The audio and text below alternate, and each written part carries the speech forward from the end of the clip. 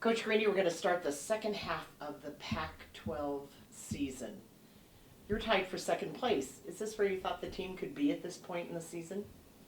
For sure. You never know going into a season, what your team can do. We knew we had a lot of players coming back, definitely capable of making some noise in the Pac-12, and very proud of the way, for the most part, that we have played so far. But it's a tough conference, and we have a lot of matches left to play, so we really need to focus in and just keep getting better.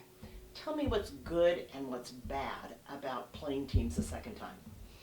Well, I think it's the same thing. I think you both know each other, so it's good for us that we have played these teams before, but it's also not so good for us that they have, played us. And there's so much more video now on every single team, scouting wise, things like that. So really, we want to take the second half of the season and continue to get a lot better, maybe put some new wrinkles in, if you might want to say, to the offense, things like that, and just be more consistent.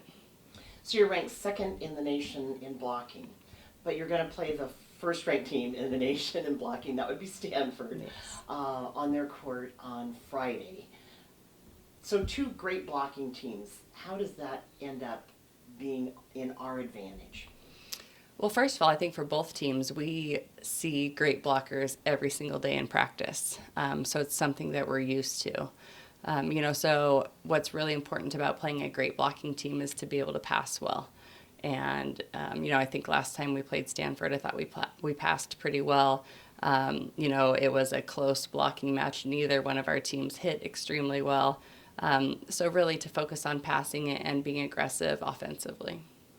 So this is the first time this year that we're going to play in conference back-to-back, Friday and Saturday nights. What kind of challenge does that present for you? Yeah, it's always a challenge to play back-to-back. First of all, because we are changing cities, even though it's not that far away, we're still changing hotels, things like that. We won't get a lot of time to prepare for Cal.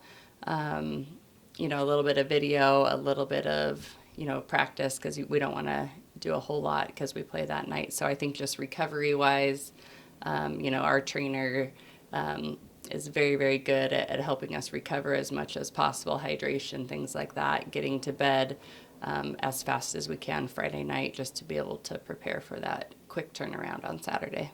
Both these teams will play Washington before they play us. Is that any advantage to us? Yeah, for sure. I think Washington is such a great team that, both these teams, of course, have to prepare for their first match before they prepare for us. And I think that is, if you could call it an advantage, I don't know how much of an advantage really it is for any team in this conference. But for us to maybe have an extra day to prepare for Stanford, I think is always a good thing. We had the opposite last week when Arizona had an extra day to prepare for us. So it kind of evens out in the wash for everybody in the conference. But just to have a few more days this week to prepare is a lot better than, our quick turnaround last week. You've had 2 weekends in a row now, or 2 weeks that you've been on the road. Looking forward to November? Yeah, we've done okay on the road so far. I think we're 5-1 in conference on the road, so we like the road right now. Actually, it's tough for everybody with their schoolwork, especially this time of year. But we have great student athletes and great academic support, and we work hard while we're on the road too, just with our studies and things like that. So. Another week on the road, but it will be nice to be able to sleep in our own beds a little bit more in the month of November.